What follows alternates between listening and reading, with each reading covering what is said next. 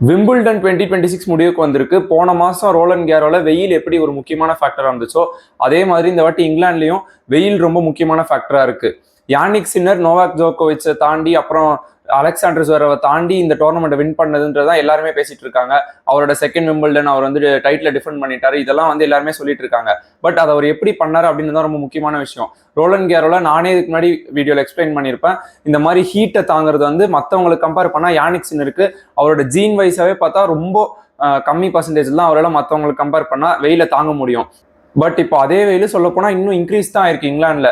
இங்க வந்து எப்படி யானிக் சின்னர் வின் பண்ணாரு அப்படின்னு பாத்தீங்கன்னா, அங்கதான் வந்து பிளேயர் மேல வெயிலோட இம்பாக்ட் இருந்ததை தாண்டி கண்டிஷன்ஸ்ல எப்படி இம்பாக்ட் பண்ணுச்சு அப்படின்னு பார்க்கணும்.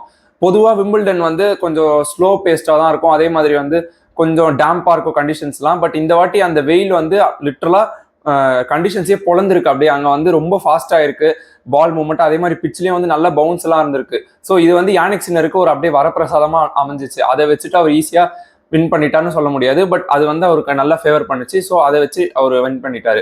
அலெக்சாண்டர் ஜுவரவுமே வந்து ரோலன் கேரை வின் பண்ணிட்டு அவரும் நல்ல ஃபார்ம்ல தான் வந்தாரு. அவரை தாண்டி யானிக் சின்னர் வின் பண்ணதுன்றது, அதே மாதிரி இந்த கண்டிஷன்ஸ் எல்லாம் வந்து பிரேக் த்ரூ பண்ணி அவர் வின் பண்ணது அவருக்கு பர்சனலா ஒரு நல்ல அச்சீவ்மெண்ட்னே சொல்லலாம்.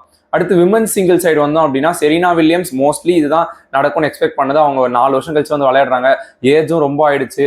சும்மா அவங்களோட ஒரு விஷுக்கு வந்து திரும்ப டென்னிஸ்ல ரிட்டர்ன் பண்ணாங்க. பட் வந்து ஃபர்ஸ்ட் ரவுண்ட்லேயே தோத்துட்டு வெளியில போயிட்டாங்க.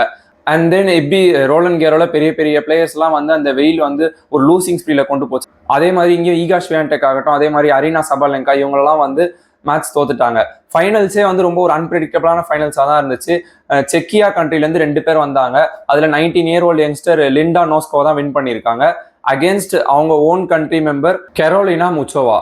இப்போ நெக்ஸ்ட் 1 மந்த் கழிச்சு யூஎஸ் ஓப்பன் வரப்போது. அப்போ என்னெல்லாம் அப்டேட்ஸ் இருக்குன்றதை நம்ம 1 மந்த் கழிச்சு பார்க்கலாம்.